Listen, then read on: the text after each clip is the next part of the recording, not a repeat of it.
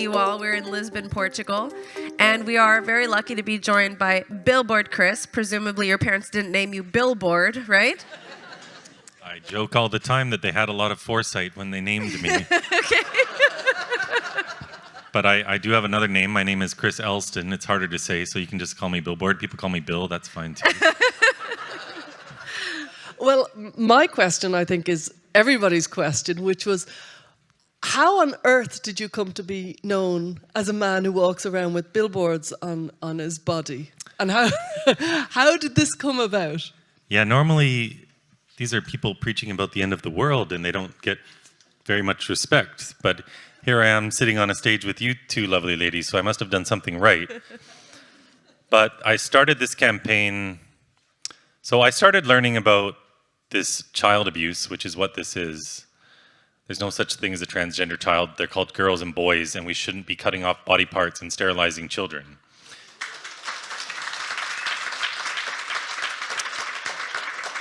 And so someone I followed on Twitter back in the day in 2019 started talking about this stuff. And I came across this term puberty blockers, and I said, well, what the heck are those? So at the time, my daughters would have been 7 and 9. And I started researching it. And I'm one of these guys who researches everything. I used to be an investment advisor. I had a real job.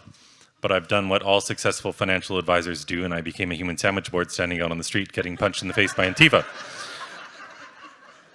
But it really impacted me. I couldn't believe we were doing this. Who stops the development of children? What's wrong with you? How can anyone do that? And not only that, they're cutting off the breasts of girls as young as 12 in North America. And all because these children are being taught that they were born in the wrong body? What? That's extraordinarily abusive. Never mind the physical abuse, and it really impacted me, and I started researching it, and it just gets crazier and crazier the more you read. And all throughout 2020, I was reading about this every night. My wife probably thought I'd lost my mind. She'd be marking kids' homework because she's a teacher, and I'd be reading about all this. And then in July of 2020, Kelly J. Keane put up a very controversial sign at the Edinburgh train station that said, "I love J.K. Rowling." And it got taken down after one day because some people on Twitter complained that it was hate speech. And so the government-run train authority took it down. And we should be able to talk about anything. But when kids are coming to harm, we need to talk about that especially. More than anything. Yet people were afraid to talk about this. They were afraid to say the word trans, like they'd whisper it. It's one of these taboo things that we're not allowed to talk about. And so I just rejected that outright. And part of this also for me is battling this assault on our freedom of speech that's going on throughout the West. So you can't even put up a sign that says, "I love the world's greatest children's author." And I was reading Harry Potter every night with my little one at the time, which to this day is my greatest memory in my whole life. Those bedtime story times with your kids, parents in the room will understand. And so I just decided I was gonna put up a billboard that said the same thing in Vancouver. And I did, and it got taken down after a day because a Vancouver politician said it was hate speech. And so I was a bit ready for that. I'd actually signed a contract for 3 months with an option to extend. And it was during COVID, so I got a COVID special. But then it got taken down after one day. I ended up getting my money back after about a month. But right away, that same night, I leveraged all the outrage online into a quick little fundraising campaign, and a week later had a billboard up in San Francisco, and then all throughout Utah, Portland, Los Angeles, all throughout the metro in Washington, D.C., and then Times Square. So that was all in September. I was very busy. I ran out of money, and no sign companies in Canada would work with me because it's Canada. And we have a monopoly of really 2 companies that do all the signs. And so I said, well, they can take down my billboard, but they can't take one off my back. Because my whole intention from starting this was to start conversations. Because that I Love J.K. Rowling billboard starts a lot of conversations. People go, what the heck's that all about? Why all the controversy? And they start looking into it. And so I had some signs made, and the first place I went was where that billboard had been. Almost like a protest. You can take down my sign, but here I am wearing a sign that says I love J.K. Rowling and a sign that says gender ideology does not belong in schools. Because for me, the biggest thing, apart from social media, which we can't do too much about, we can get this out of schools. But when I learned that this ideology had been put into all of our schools, I knew that we're cooked. You can't stop the indoctrination of your society when this is in the schools. This is the same tactic that every totalitarian dictator has used throughout history, trying to change the minds of the youth, driving those wedge between kids and their families. So I had a sign that said gender ideology does not belong in schools, and I went and stood outside and I took a picture. And the immediate reaction on Twitter was better than any of those billboards really that I put up, except for maybe the very first one, because that was a big shocker. But I got way more support, and it was because I'm a person behind the sign. I'm not just some expensive sign that's anonymous. I'm a person behind it, and I'm not anonymous. And that breathes courage into people because everyone was afraid to do that. And so I had decided long before I'd embarked on that first billboard even that I was going to make this a life mission of mine to stop this ideology. And I knew we had to do that by starting conversations. And so when I started going outside with the signs, I just haven't stopped. And in the beginning, I wasn't even recording all my conversations. I ended up getting a body cam to protect myself because I get assaulted and people lie about me and stuff.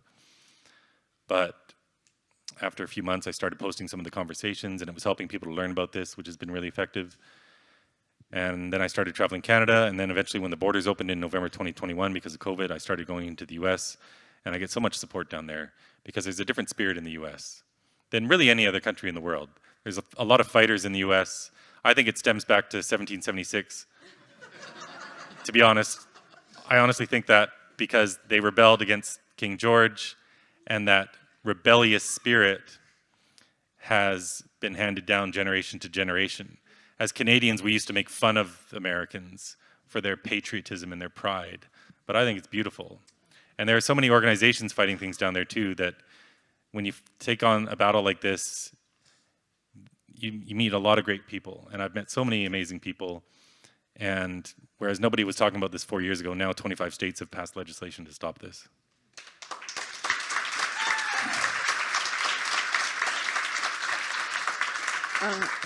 It's funny, I also tried to put up a billboard in Dublin, and I was foiled. I didn't think of a sandwich board. Never occurred to me. I just went, oh, right. But you've obviously got an extraordinary passion within you, but you managed to have very, and I think you were going to ask this, you managed to have incredibly calm conversations. You kind of model conversations, really, about how to kind of educate people about it. Did you teach yourself this, or were you always in that way inclined? Well, I think being in sales as an investment advisor, you're really just a glorified salesman. That's all you are. You learn things about human psychology. As a 25-year-old trying to get a 70-year-old's life savings to manage, that's a bit of a difficult task. So you have to learn some things, but you also have to learn how to communicate with people well. So I think that probably helped. But ultimately, this isn't that complicated. It's a conversation. One person talks, the other person talks. Ideally, that's how it should work. And you go back and forth, and for this is about education. This is all about educating people. So you can only educate little bits at a time. You can't dump too much on someone, and you can't force information into people either. So I think I have learned things just in the process of doing this, because there are certainly tactics that can be used to help people with this. But the ordinary person out there, when they first saw me, they had no idea what puberty blockers were. They all thought I was insane. But when you dress well as well, it plays a psychological trick. Because if you're sitting out there in jogging pants and a sandwich board, you're not going to get any respect. But when you wear a blazer and you look professional, and you also have a message that people instinctively agree with and respect, because no one really wants to talk about it in society, as ridiculous as I look, I was always surprised that I actually got any respect at all. But this isn't complicated. They're stopping the development of children who believe they've been born in the wrong body and are trying to get a sex change. And 90-odd% of people out there think that's insane.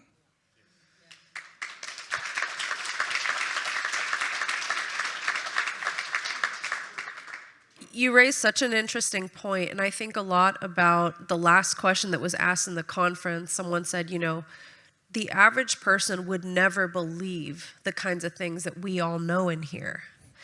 And I think a lot about why that is and how the medical industry, psychiatric industry, not only have been captured, but have been able to get away with this. And part of it is the individuals championing a lot of these early interventions have really nice looking pedigrees on paper. They have the image that you're talking about, right? Like when you wear a suit and you have a pocket square and you look like a professional put together person. And these types of ideologues are in really prestigious places, especially in US universities. And I think that's a really important point of how image and perception plays on people's minds. And I guess a second point that I'm thinking about is, I think because what is happening to children is actually so unbelievably egregious, the average person thinks there must be a really good reason for it. Like, there's no way that these Harvard and UCLA and all these big name people would be advocating for this for kids unless there was something I don't understand and I don't know. So it's almost like on the back of ignorance and fear and flabbergasted people, this is perpetuated. And I'm wondering, when you encounter people on the street who initially think you're crazy and they don't understand even what a puberty blocker is, what do you find is like the key to helping them start to understand? Or like, how do you get people over that, well, this must be, I mean, there must be a good reason for this, to like, oh God, something terrible is happening? So most people, at least I would say 9 out of 10 for sure, they ask, what are these drugs? And they've heard something about trans kids. I don't use that term. But you just say, you know, these girls, you think they're boys, and they want to change their sex or change their gender. Well, they're given this drug. Who's giving them this drug? The Children's Hospital. What is this drug? It's called Lupron. And you can get into the scientific part of it if you need to. Like, you need to know what you're talking about with these people. Most people never need to hear that. But if I need to tell them that they're gonadotropin releasing hormone analogs that stop the pituitary gland from releasing luteinizing hormone and follicle stimulating hormone, which in turn stop the testes from producing testosterone, well, I can say that, and they go, okay, because you know, you didn't just make that up. And today we have so much evidence that I can pull it up on my phone in 2 seconds flat.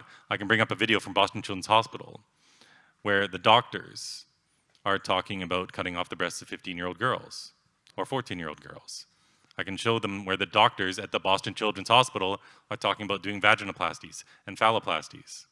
I can pull up the WPATH files by the lovely Mia Hughes over here.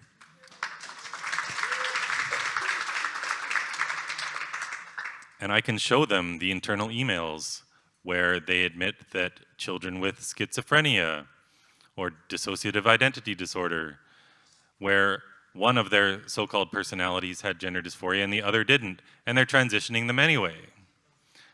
Or Jamie Reed's affidavit, where a boy was sexually abusing dogs and he was sent from the psychiatric unit of the hospital to the gender clinic where they gave him Lupron.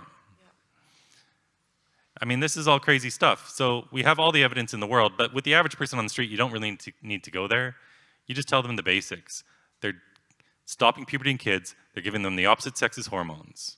Because the whole theory of this is it's going to be too traumatic if a child looks like their sex.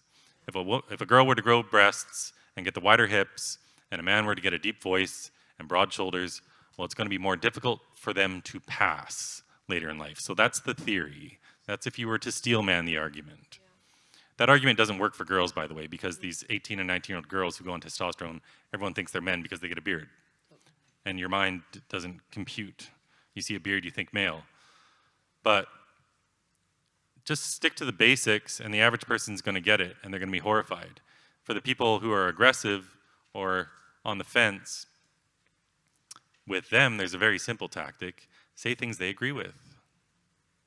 because they're not there to have a conversation. They are there to win a conversation. I'm not interested in that. Debate style stuff, that's all about winning, getting gotchas. I'm there to have an honest conversation. They don't want to have it. So I'll say, look, first of all, I think there's no right or wrong way to be a girl or a boy. If a girl's more masculine, if a boy's more effeminate, beautiful. What's wrong with that? And then pause. You have to have these quiet moments. What are they going to say now? They're mad because they thought you were a terrible, evil bigot. And now you just said something they can't help but agree with. And it causes this moment of cognitive dissonance where there's two competing ideas going on in their brain simultaneously. He's an evil bigot. He just said something I can't help but agree with. And it throws them off a little bit. And so they might drop their guard. And then the other thing is, ask them questions. Because if you look at this like a cult, and I do look at this like a cult, it has all the hallmarks of one. They self-police their own thoughts. They don't allow themselves to look at the evidence. They cut off their friends and family. They love bomb people to get them into this. And they don't allow themselves to examine their doubts. But by asking questions, what does it mean for a girl to be a boy? Don't try to debate them. Just ask them these questions and wait for the answer. Well, I don't know. I've never been trans. You have to be trans. That's a popular one. Or I said to this woman on the boardwalk in New Jersey last year, what does it mean for a boy to be a girl? She said, well, you know, girls like pink and long hair and nail polish. Okay, so if a boy likes nail polish, is he a girl? They know that's ridiculous. She ended up just saying, oh, I don't know. But that's a powerful moment because they're going to go home and they're going to have to think about these things. Because ultimately, this is all about stereotypes. And they all will claim that they're against stereotypes, but they have this blind spot. They're not all evil, but they have a blind spot where they don't see that they're pushing stereotypes to such a degree that they now think we need to change children's bodies to match these regressive sexist stereotypes. It's amazing because when I hear you talk, I'm thinking, you know, these are the skills a therapist should have, which is the silence, you know what I mean, the pause, allowing the person to kind of find their thoughts and come back. And also the questions, you know, a good thought-provoking question that opens things up, not a yes or no, a Socratic question is what they're called. And I always call it the splutters. When somebody starts to engage me, I just fall into the splutters and say random things like puberty blockers and I splutter out other things. And I think a lot of us get the splutters, you know, because there's so many thoughts racing through you. Women in prisons. Castor Semenya. And I kind of bullet out vague kind of thoughts that have massive, but you don't. And I'm like, you know, we could all really learn from that. There's a kind of 1, 2, 3 kind of process there. You say a point which is things like, you know, kind of thought-provoking about, you know, you can be any type of girl, you can be any type of boy, and you pause, you hold back. I'm just saying it for us all to learn, really. You pause, you hold back, and let them then speak. And then you come in with the question, well, what do you think? And again, you let them speak. It's kind of a magic solution for a lot of us who find it so difficult, I think. And I'd like to just defend Stella because you're being so modest, but she's called this pebbles in a barrel for a long time. So it's not like you don't know this. But I think this is a really important point. And, you know, even when I had my talk earlier, I discussed how changing someone's mind, or let's say asking thought-provoking questions, the goal is not to get an immediate 100% turnaround, it's to get the wheels turning. And like you said, Chris, people have to go home and think about that question. Think about how they really weren't sure how to answer and feel stumped. It's not just about educating them. They have to uneducate themselves. They have all this false information that's blocking them from understanding this. So yeah, we just have to treat them like human beings instead of trying to win all the time. There was this young woman at the University of Oregon. I went there with Peter Boghossian and James Klug, a friend of mine. He's a big YouTuber in America. And we've been at Portland State University the day before. Oh my gosh. Be very careful there. This homeless man was walking around me with a hatchet in his pocket, and security didn't even tell me. I would have liked to known so I could keep him in my vision. But at the University of Oregon, we had a great time, And there was this one girl who now says she's non-binary or male, I can't remember. And she's scared to talk to us. People get this adrenaline rush all the time where they're literally shaking because they're having this adrenaline dump. And sometimes their face will be ticking. This has happened a lot. And she was like that. And I could see she was just very nervous and scared and didn't trust us. And I just said, I'm just here to have an honest conversation with you. I don't have some agenda. And I just paused. And it was 8, 9, 10, 11 seconds that went by of just silence as she's processing this and almost starting to cry. And it's extremely powerful. It's like when Elon was talking to Jordan Peterson recently. I wish he would have had more opportunity to just have that pause. Jordan should have shut up for a moment. Love you, JP, but Oh, yeah, so do I. But yeah, he was saying symbolically, my son is dead. And he's thinking. You got to let him think. And so allowing those big pregnant pauses can be uncomfortable for people, but it's not about what you have to say. It's about what's going on in their minds. So you need to draw out what they already believe so that you can then address it. Yeah, this reminds me of something that comes up a lot when I'm working with parents whose kids recently announced that they're trans, and oftentimes these are families who parents describe that like they've been super connected. We were best friends. We've heard that earlier, like we've always been really close. And I was shocked to hear that my daughter was so scared to come tell us that she's having questions about her identity. She thought that we were going to kick her out or this or that. And oftentimes people who fall into this gender identity belief system are led to believe that people are so dangerous if they don't immediately affirm. And you obviously have faced that with the young woman who got tearful just because you were being gentle and thoughtful and, pausing. So I often say people have to also disconfirm all the lies that have been told about anyone who has different beliefs about gender. We actually have to go out of our way to make sure young people who have these beliefs are reassured, like, this is a safe place for you. Don't worry, I'm not going to attack you. And I think that's a really important lesson that you're raising for anyone here who I imagine lots of people are going to leave this conference and say, okay, I want to put some of this that I've learned into action.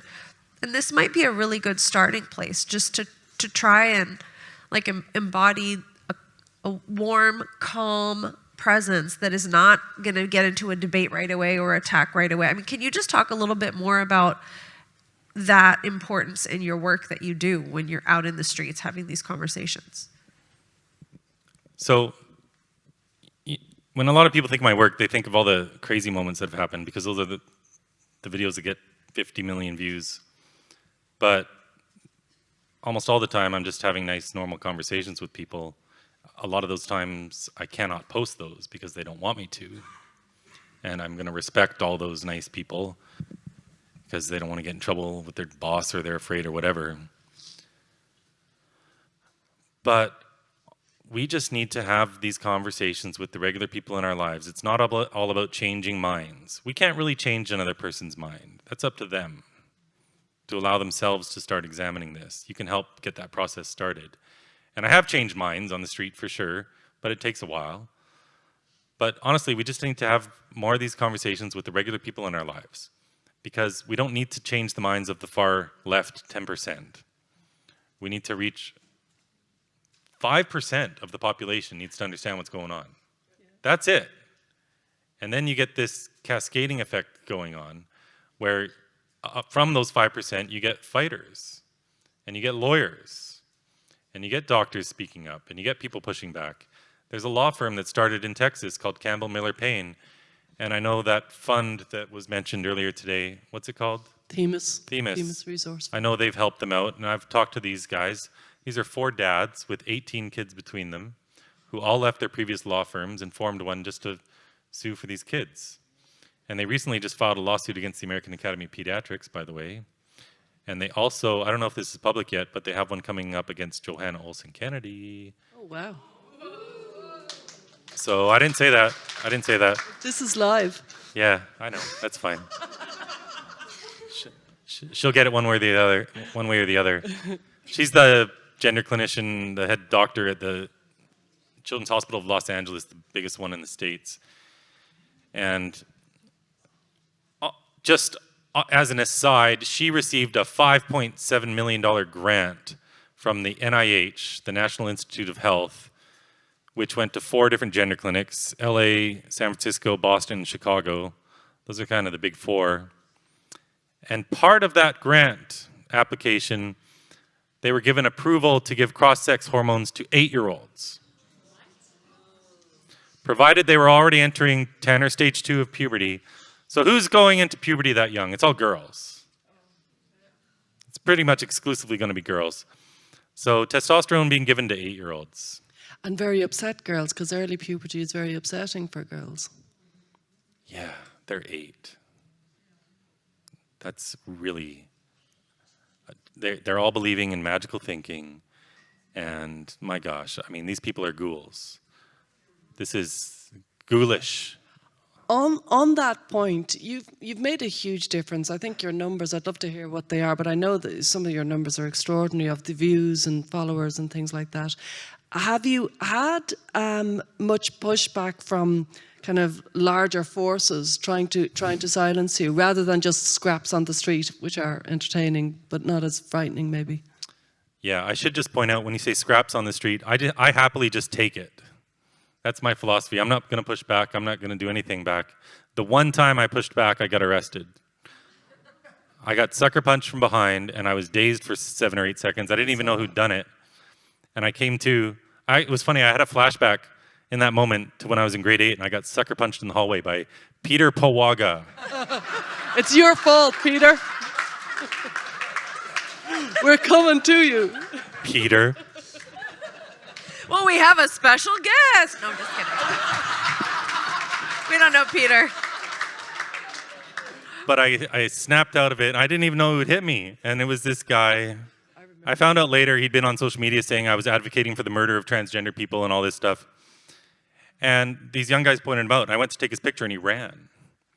Now, in Canada, we do have the right to do what's called a citizen's arrest. And I've researched all this stuff over time. Undoubted. And I just wasn't in the mood to have another guy just come and punch me and get away with it. So I chased after him with my signs on, with my sign behind me, flying behind me like a cape. And I caught him pretty quick because he's not in the greatest shape. And I gave him a single push into the wall. I bounced him off this wall. And he fell down and went boom and stayed down and complained I'd broken his knee. I hadn't. He was later fundraising to get his teeth fixed online, by the way. His teeth were totally fine. He just used it as an opportunity to raise money to fix his teeth. But they arrested me, they booked me, did all the fingerprinting and stuff. That's fun. And I got into my cell, and I was eating a granola bar. I hadn't even laid down yet, and they opened the doors back up, and they released me. I thought, okay, this is great. It's kind of sweet you were eating a granola bar Yeah. in prison. Carry on. Yeah, I'd been in that same cell a couple months previous when I got attacked by Antifa, and they arrested me instead of them. But that time I didn't even say a word. That was hilarious. I got hit by a union rep. Silence is violence. Yeah, silence is violence. Easier to take care of me than it is all those people. But they let me out, and they'd reviewed the CCTV footage, and the guy had admitted to sucker punching me, so they let me go. Fast forward 3 months, and I get a phone call from the Vancouver Police Department saying they want me to come in and give a statement because they're looking at charging me with assault causing bodily harm. And I don't want to get a criminal record. I wouldn't even be able to travel to the States or anything. So I didn't go in to give a statement because they're just trying to build a case against me, because the chief of police is married to that Vancouver city councillor who ordered my sign taken down, by the way. It's all connected politically. But I vowed then and there I'm never touching anyone again. I'm never reacting unless my life's physically in danger. And then sure enough, 1 week later, I'm in Montreal the day after Mia Hughes cast a curse on me in Ottawa. We'd been out on the streets in Ottawa, and for the first time, she decided to go public, and I posted her picture. And the next day, I got jumped in Montreal by a bunch of Antifa people, got my arm broken, didn't say a word to them, didn't react. But anyway, yeah, So I got into the story because you were talking about scrapping. Sorry, I I'm undermined not going the to scrap in the sentence. street. I'm just going to take it. And I think it's extremely powerful when you're calm and these people are crazy because you don't have to say a word. You're already winning the argument. And they're honestly doing me a favor every time they do that sort of stuff because the rest of the world sees this. This one video from Vancouver last year got 40 million views just from my own account. And I see people all over the world that saw that video. And it woke a lot of people up, so I want to thank them very much. But yeah, what was the other question apart from scrapping in the larger street? forces. Larger forces, If I yeah. was kind of in the kind of larger trans lobby, part of me would be saying we've got to silence that man. Well, they can't. They can't. Really? What are they going to do? It's going to take a well-placed bullet to silence me, and that's about it. Because they can't stop me going outside. They can't stop me talking to people. I know my rights. I have freedom of speech. They usually, from what I could say, usually use smear tactics and reputational damage. That's all been done. Yeah. Just a few months ago, every single house in my neighborhood, I don't even know how far out it went. It was people on streets across the freeway from me even. They all got mail, paid mail, with my picture on it, my phone number, my address, all these smears, a link to a smear site. But I don't care. I know who I am. My family knows who I am. And all that happened was a couple people called me up. They actually wrote my phone number down wrong. This is how intelligent these people are. But a couple people came over to my house and they didn't like it. People don't like it in your neighborhood when others are trying to smear someone. And they're all getting this mail. And what happened? They all learned that I'm fighting to protect kids from gender ideology.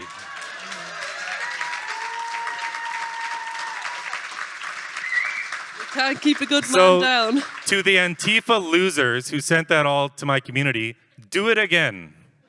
I don't care. And you know what? When people try to cancel you and they learn they can't, they stop trying. Yeah.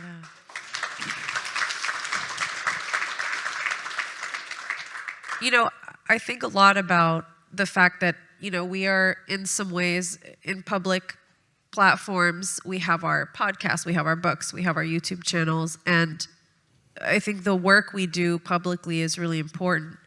And then there's a point at which you turn the camera off and then you go live your normal life. And I think a lot of people don't think about that. Like we have lives outside of this work.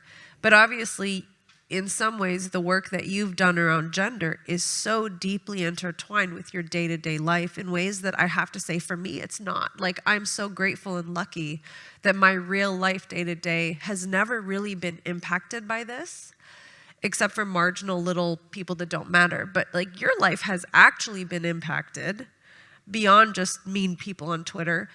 How has this been for yourself, for your family, if you're able to say anything about that, your kids, your wife? I mean, what do they think about this? Are they just like, Dad, at some point you have to stop? Or what is their take on all this? No, they 100% support me, of course. And over time, I've had age-appropriate conversations with my kids about this, and both of my daughters now, they're 12 and 14, almost 15. They know more about this than 99.9% of adults, for sure. My eldest is in grade 10 right now, but when she was in grade 7, the teacher brought out the gender unicorn one day, which is this cute To little image. Billboard Chris's kid. Yeah.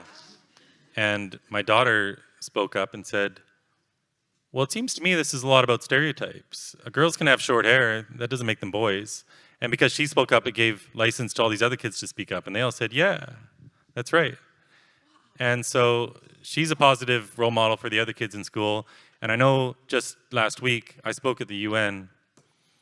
And I know she was showing my speech to all her friends at school. So.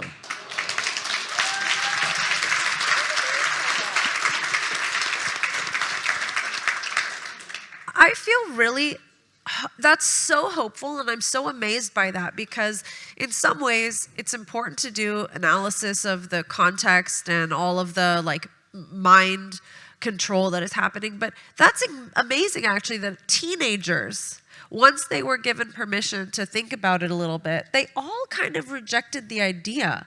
And this kind of reminds me of what Mateus said yesterday that it only takes something like 20 to 30% of the population to hold really rigid dogmatic views. I mean, he was more articulate about it than I. But it's interesting because I bet there were only a few kids who were real believers in gender ideology in that group. And because your daughter spoke out, the other kids felt like they could reject it. I mean, I think this just flies in the face a little bit of some of the rhetoric we hear that this is impossible to overcome. We'll never defeat this. But even the teenagers see through it in a lot of the ways. Yeah, so maybe none of the kids in the class believed it because not all teachers are pushing this. This is what a lot of people get confused about. You'll get a couple teachers, maybe even one teacher in a school who's an activist. You'll have the Gay Straight Alliance Club or the Gender and Sexuality Alliance. And what happens during Sex Education Week or Puberty Week at my daughter's elementary school is it's not even the teacher teaching it. They bring in a third-party company. In British Columbia, it's a company called Salima Noon. But all over the world, there's these other companies which are pushing comprehensive sexuality education, CSE. This comes straight from the UN. It's being pushed down through governments. This is all inorganic. It's not happening of its own accord. It's happening because it's been designed to happen. But these third-party companies are full of the most radical people you'll ever find. A lot of trans-identified people work for them. So at my daughter's school last year, I pulled her out for a couple days. But they had these trans-identified people coming to do school assemblies with all the kids from grade 4 to 7. And what message was this company pushing? That if kids don't like their bodies, they can change them. It's outrageous. But I've caused some waves, and you mentioned Billboard Chris's teacher even brought out the gender unicorn. Well, when I started my campaign, the very first month, I went into my community's Facebook group. You know, every community has a Facebook group for their own area, where if you lose your cat, you can post it or whatever. I didn't post my cat. I posted lesson plans from the curriculum where a kindergartner could get a little card saying, "Hi, my name's Sheila, please call me they." And her job is to go around the class introducing herself by new pronouns. And I posted these in this Facebook group, and right away, it was a Sunday morning at 8:30 when it should have been quiet. 3 activists came out of nowhere, including a human rights lawyer, who I don't even think lives in the community. I think she's just in all these Facebook groups. And I was debating with these 3 people, and I knew probably 1,000 people were watching this. And they shut down the whole group. Nobody could post anything for days. And so Monday morning I went to the school and I went to go talk to the principal, and he'd already heard about it. And so I talked to the principal for 45 minutes in the parking lot, and he's a problem. That guy was a problem. He's gone now. But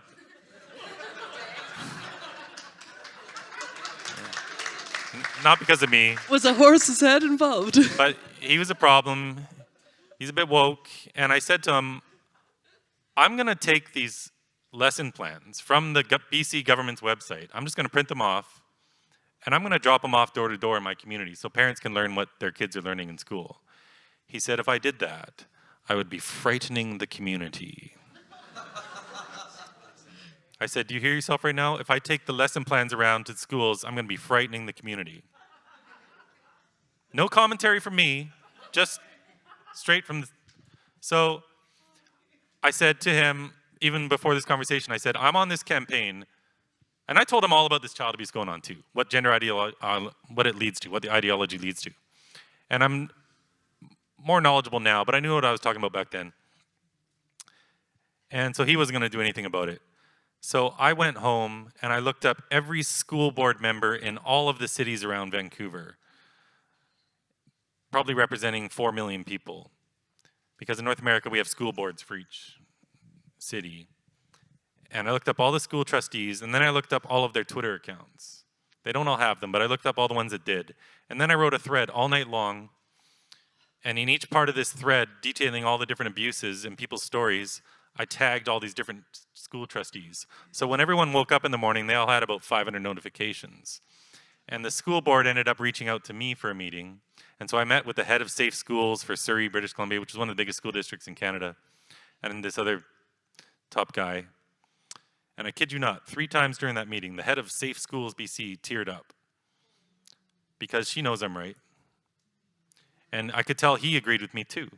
But they can't do anything about it because this all comes top down. They said you have to meet with the Minister of Education. Well, he won't meet with me. I tried. I went to Victoria the next day. He wouldn't meet with me. But I caused a big fuss and I caused a big ruckus, so they learned probably I'm not the best person to mess with. So I've basically gotten to choose, I have gotten to choose my kids' elementary school teachers ever since. Whoa. It's an extraordinary story, and you clearly have an extraordinary sense of purpose. I can't help but think, and I suppose it's where my brain goes, I tend to think because we're up against such a large wall of misinformation, I immediately think, is this scalable? Wouldn't it be helpful if you were teaching more people to kind of handle conversations and to kind of speak to the public or to their schools or to, you know, their neighbours? It feels like this should be something we should be scaling out. Well, I think that's what we're doing right now, and Right. I think that's what I'm doing all the time when I post these conversations. I think I reach views on X now for the next year. It'll be close to 1 billion. That's about what I'm averaging. So that's quite a lot, and I've activated some people. But you could be actively teaching people. Well, I don't have time. Yeah. I'm out on the street and I'm traveling around, and I think that's how I teach people. Yeah. You know, Moms for Liberty wasn't talking about this. This is a great parental rights group in America with 130,000 moms and dads and uncles and stuff. But they weren't talking about this issue at all. And I ran into Tiffany Justice one night on a Twitter space where you talk on Twitter. And I introduced her to what I was doing, and she's amazing. She's one of these absolutely absurdly talented and incredible humans who I've met in this journey. And her co-founder started this organization January 1st, 2021, and now they have 130,000 members. So that's 130,000 moms fighting this now. And all the presidential candidates come to their summit because they all want their endorsement and everything, and they're a powerful group. And through them, they're reaching millions. So I think people are getting educated, but maybe it would be nice to have a stadium full of people as maybe an opening act for Jordan Peterson. But yeah, I think we're educating people and just exposing what's going on in these gender clinics. Like with the WPATH files, what Mia has done is incredible. And I exposed these Boston Children's Hospital videos in August of 2022. And I think that was one of the turning points in the United States for this, because people knew that these gender clinics were doing weird things, but they didn't really get it. And they knew this whole thing was kind of a mess, but they assumed that these are doctors and they're doing doctor things. And then they see this video of the woman who runs the gender multi-specialty clinic at the #1 ranked pediatric hospital in the country, where she says, what is a transgender child? Well, a transgender child is, for example, a girl who tries to pee standing up, or a boy who pees sitting down, or playing with the opposite gender toys, or trying on a sibling's clothing.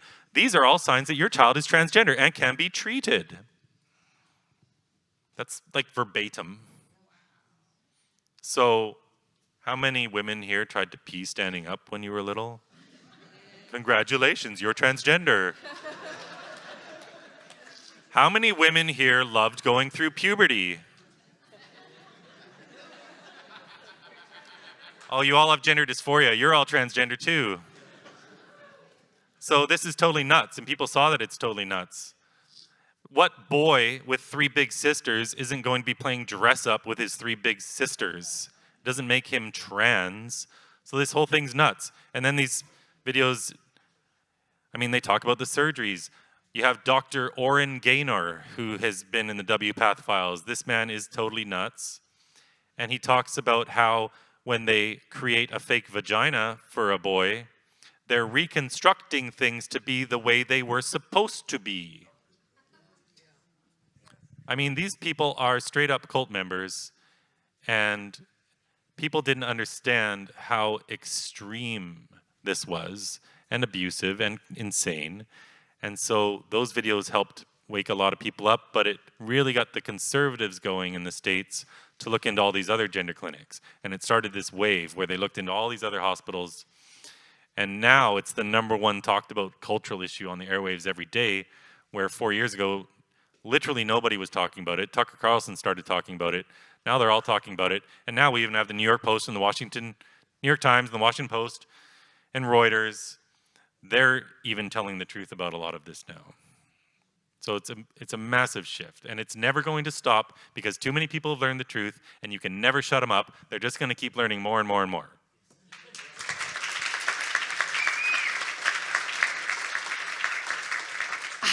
How did you manage to come to speak to the UN? So I have this philosophy that good things happen when you go outside.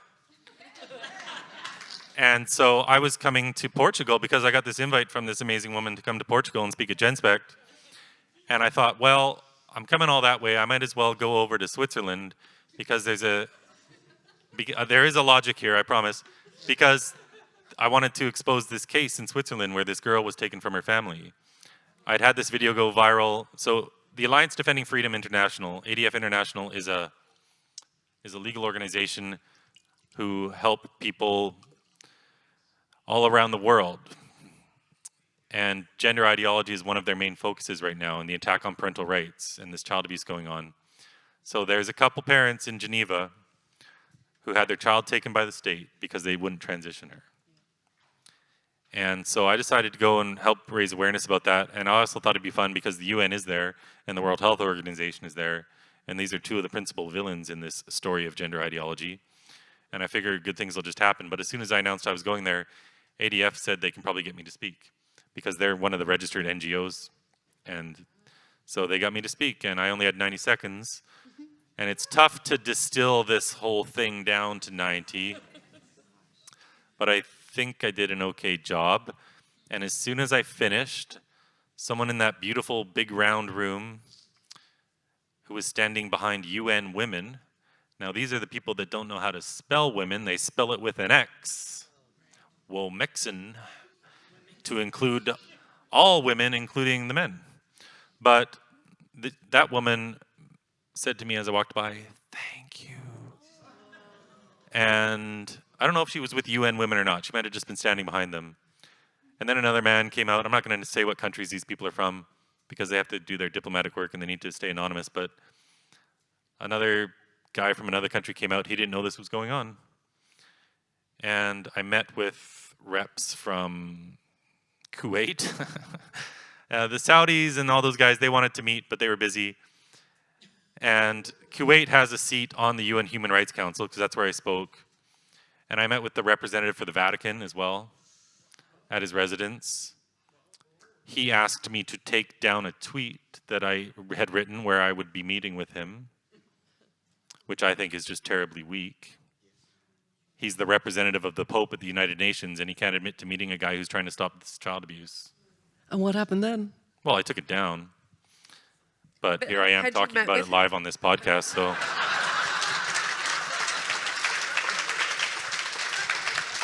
Nobody tweet about this, okay, guys? So in 6 months' time, I'm going to be going back there. Their March session for the Human Rights Council starts in March. And we're going to plan some events. And I said to the Kuwait guy, because he said, "What should I do?" And I said, "Be bold, just tell the truth." Because you've got all these Western countries always telling you that you're violating human rights in some sort, like in the whole Middle Eastern part of the world. But here you have this opportunity to push back with the truth and say, "Look what you're doing to all these kids." Every single member on that UN Human Rights Council would say female genital mutilation is bad. This is FGM on steroids. And they're not just silent, they're the principal pushers of it. So they're not all evil people in that building. There are a lot of 30-year-old diplomats who got out of college 5 years ago, who just like every other part of society, are scared to stand up to the LGBTQ lobby, which is really just the TQ lobby. We need to separate those letters. But those letters together, those letters play a trick on the human mind. Because there was a big gay rights push for a long time, and it was really won around 2010, 2015, all around the West. But what happens? Do all these NGOs close up shop? No. They have to keep the money flowing, they got to keep the doors open, they got to keep everyone employed. So the new focus went from gay rights to trans rights, and they conflated the two as the same thing, and they turned what is a mental illness into a civil rights movement, and combining those letters together just shuts people up. Because as soon as you say anything, oh, now you're the homophobe, you're the bigot, you're the transphobe, whatever, but it's not true, and people are starting to find their bravery and their courage and their ability to talk about this. But it just takes time, because we've got to reach the whole population of planet Earth pretty much, because we're dealing with 40 years of propaganda that's been working against us. Whoa. On that subject, as we all know, we're in Lisbon, and so is WPATH in Lisbon, and I know you went down to check them out. How did that go? Yeah. So it's funny, because the elevators are right there where I'm standing, and it's all glass, so they can all see me as they're going up and down. They're all shaking their head at me. So I started a lot of conversations there today. I had a few doctors come out and say, children can't consent, but their parents consent for them. The children assent. Oh, okay, you're just playing funny word games here. I said, well, first of all, I'm all about parental rights, but there's one right parents don't have, and that's the right to abuse their children. And this is child abuse. And if you read the WPATH files by Mia Hughes, you will learn that the parents themselves have no idea what they're signing up for. One of the frustrations of these doctors is that they sit down and they talk to these parents and they explain it all, and then, oh my gosh, in the next meeting they have no idea what's going on. So if the parents don't understand it, how can the kids possibly understand it? And, Elon Musk, one of the most powerful men, richest men in the world, and he gave uninformed consent to puberty blockers, which just shows just how pervasive it is and how difficult it is for the parents to penetrate the information they're given. Yeah, so they played the same trick on him they do with all these parents. They told him he could have a dead son or a live daughter. So how do you justify cutting off the body parts of children? How do you justify sterilizing kids? How do you justify turning them into lifelong pharmaceutical patients? You say they're going to die if you don't do it. It's the only way you can justify this. Yeah, and I mean, I just want to touch on something you mentioned a moment ago. Like, you said something like saying that a mental illness is a something. Do you remember that phrase? They've turned a mental illness into a civil rights movement. Yeah. I just want to touch on that because in the interest of trying to get people who maybe are fence sitters, maybe people who are caught up in this belief system themselves, of course, I don't police language. Please call it whatever you believe it is. I think what's really tricky about this is when you have an entire medical industry saying to people, including the children and the parents, this is your authentic self, and if you don't do this, you might die. I feel like it's a little bit stigmatizing, for lack of a better word, to say that all these people have a mental illness. I think if anything, these people have been sold a lie, and that all people are so vulnerable to adopting beliefs, especially when they're in a moment of crisis. They're in the moment of a complicated backdrop of maybe they did have a suicide attempt, or maybe they did have some sort of a mental health crisis. So I wonder what you think about that slightly different take on that framing. I think what you said is really, it's a valuable phrase that really points out something powerful. But I think that the victims here, including the people with dysphoria and their parents, were really sold a lie more so than just an organic mental illness that came out of nowhere that we're now treating like a civil rights issue. Does that make sense? Yeah, I understand. And, you always have to know your audience and who you're talking to and frame your words accordingly. But this is a mental health issue. And as Laura Becker's slide earlier showed today, on that list of comorbidities, she had about 12 or 13 of them. And according to the Tavistock's own data, 70% of the children had 5 or more coexisting mental health comorbidities. So gender dysphoria itself is pretty much a lame diagnosis. It's an umbrella term. It's really a false term in most of these cases for something else that's going on with these kids. But gender is being treated as the source of all of their problems. So, to believe that you were born wrong and that you're really the opposite sex on the inside, that's certainly a mental health issue. Now, I'm sensitive, of course, to, do you use terminology that's so stigmatizing that people just close down? I guess it depends on who you're talking to, but we are talking about mental health issues here. And I know they're trying to get away from that. They're trying to treat this as though it's not a mental health issue, that we all just have an innate gender identity, which may or may not coincide with our sex. Yet they still want to call it gender dysphoria so they can bill the insurance companies. Right. But honestly, we're dealing with mental health issues, and I think we should just call a spade a spade. Yeah, well, I mean, this is an interesting train of thought. Let's say that a person shows up, and we're going to be looping in the Dutch beliefs here. A person shows up with no other mental health diagnoses, and they believe that they were born in the wrong body or something like that. Does that make it less compelling, your argument that this is child abuse? I mean, I think that we don't even need to point to multiple mental health diagnoses to say being at odds with your physical reality is a problem. There's a problem there. Mm-hmm. Does that make sense? Yes, so, I mean, first of all, you're going to have a difficult time finding a child who has no other issues at all, but just believes they were born in the wrong body. That's almost non-existent. But even that itself, clearly the child is dealing with something if they show up at a gender clinic or they show up at a therapist's office thinking they were born in the wrong body. There's something going on there that needs to be treated because they've already taken such a step that they're already in that position. This isn't just someone who was on the internet one day on Tumblr and kind of got this idea in their head and got confused. This is someone who's so far down this rabbit hole that they're now in the therapist's office. And by the time they get there, they've been online for a long time, digging and digging and digging and getting sucked into this thing, and they're not in a healthy place mentally, for sure. Well, I mean, I think that's true in lots of cases, but what's so remarkable, especially in various things I've done in this work, including expert witness testimony and things like that, when you review documents of these kids, sometimes they are just fresh off 2 weeks on Tumblr, and they're just in a place where they're like, I'm trying to get oriented here, I'm not sure what's going on, and the absolutely ideological capture of the therapist is actually what accelerates their path down the rabbit hole. So it's really interesting, for sure. In some cases, the kid doesn't show up to the gender clinic until they're way down, but sometimes kids are just teetering with on the edge with a question, and the absolutely horrendous care that they receive pushes them all the way down. So it's a shocking thing to see. I think we all meet parents whose kids are deep into it, but I have seen some cases where a kid was so easily redirectable, just like Rania that I talked about in my story. So it's just shocking when you think about what this belief system does to the therapeutic process.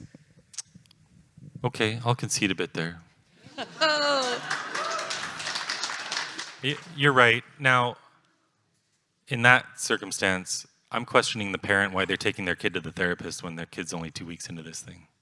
Honestly, your kids don't need therapy most of the time. Often, a lot of the time, it's the parents who need the therapy or the parents who need the coaching, because therapy for me, and this might, you can let me know your opinions on this, but you send a kid to a therapist, what are you doing? You're asking that kid to get in their head, when really they should just be playing outside. But now you want them to ruminate and think about all these things, and it makes it more concrete, in my unprofessional opinion, when really they just need to get off the internet and go play outside and go play with their friends. I agree with you. I've got two kids. One is nearly 17 and the other's 15. I'd have to pause there. And I would be extremely reluctant to send them to therapy unless they really had something very specific that was seriously distressing, that I really thought I need to bring other adult. And my God, I would need to know that adult very, very well. I suppose I've been impacted over the last few years, but I would be very reluctant. You know, there's this expression, I didn't invent it, but I use it all the time. Parents are the first educator of their children. You shouldn't be outsourcing the education of your child to the education system. Parents are also the first therapist for their child. No one knows your child like you do. So I think therapy is overused. Now, absolutely, like we saw some of these slides today, absolutely there's a place for it. finding a good therapist is very, very, very difficult today. There's not many Stella O'Malley's and Sasha Ayats in the world. And as Lisa, who was over there, as she says, the parents are the world expert on their child. Right. Yeah, and it should, in a way, the dismantling of parental authority has been a very insidious and pernicious force in parenting in the last 20, 30 years, culminating in this. But it was happening in all sorts of levels anyway, and I think it's reflective. I'm very conscious we're coming up towards the hour, and I am dying to ask you something. And I'm sure you are too. The future, have you, I'm dying to know. Like, have you got a plan worked out, and did you have a plan, and was it when A, B or C happens, I'll down tools and go back to my life, or is that secret knowledge? I'm not a big planner at all. I knew before I started this campaign, I knew before the very first billboard I put up that I was engaging in what's probably going to be a lifelong mission to end not only this, to help end not only this, but other issues, because there's a lot wrong going on with our society right now. And when you're a parent and you have kids, it becomes not about you, but the legacy you leave for your kids. And so you look back through humanity's history, it's hard to find something as crazy as trying to change the sex of children. It really is. And we think we're this advanced species because we have all this technology and these beautiful buildings and everything. But psychologically, we're like the people who lived in caves 5,000 years ago. We haven't evolved. We still have lizard brains back there. And so we're prone to all sorts of crazy things. But my long-term plan is just to keep going day by day, keep making friends. I'm going to open a nonprofit in the US soon. I actually just filed a US tax return reporting my incredible income, $2,500 worth of speaker fees last year. It's a lot of money. People think I'm raking in dough or something. But I filed a US tax return so I can get a US tax number, because then I can open a bank account and stuff. And I'm going to open a 501c3, a nonprofit, because we need to do bigger things. We need to do ballot initiatives in the blue states, in the Democrat states. One was tried in California, and one was tried in Colorado. And it was just moms and dads doing it. They really didn't have any institutional support. They didn't get the conservative organizations on board. And you need to get the money lined up beforehand so that you can hire the signature gathering firms needed. Because I know if you have the money to get the signatures that are needed, it'll pass on the ballot. And in these blue states, that's the only way to get these passed. Because the people running all the Democrat states are like a cornered animal. And what happens when you get an animal cornered? It freaks out even more. It gets more violent, and it's at its most dangerous. And that's what we're seeing legislatively with these insane laws they're passing, where a child can run away from home from Texas to the state of California, and they'll never return the kid home. They'll ignore court orders, subpoenas, arrest warrants, and custody agreements so that they can transition the child. And they're passing laws like that in California and Minnesota and Maine. And so parents are losing their children in some instances. There's a woman named Abigail Martinez in California whose daughter got indoctrinated into this in California through the Gender and Sexuality Alliance Club at school. Her mom didn't want to give her testosterone because guess what? She knows her daughter. She knows there's something else going on. This daughter was getting teased about her body and stuff. And the state of California put her in state care. And she ended up kneeling down in front of a train. And police had to pick her body up in pieces. The state of California killed that girl. And so we cannot allow this to continue. So a ballot initiative is a great way to stop that. And all it takes in a big state like California would be probably $2 or $3 million. And you get the 800,000 signatures you need. They only need about 550, but the state will throw a bunch out. So I have visions of using my nonprofit to do things like that. And I have met some well-heeled people who haven't helped me. They don't need to help me, but they certainly do need to donate to that nonprofit so we can do some big things. Will you keep us all posted?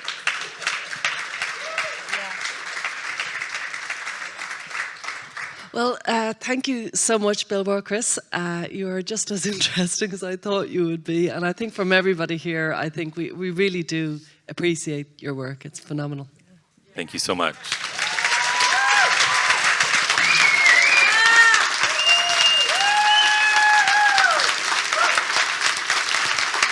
Wow.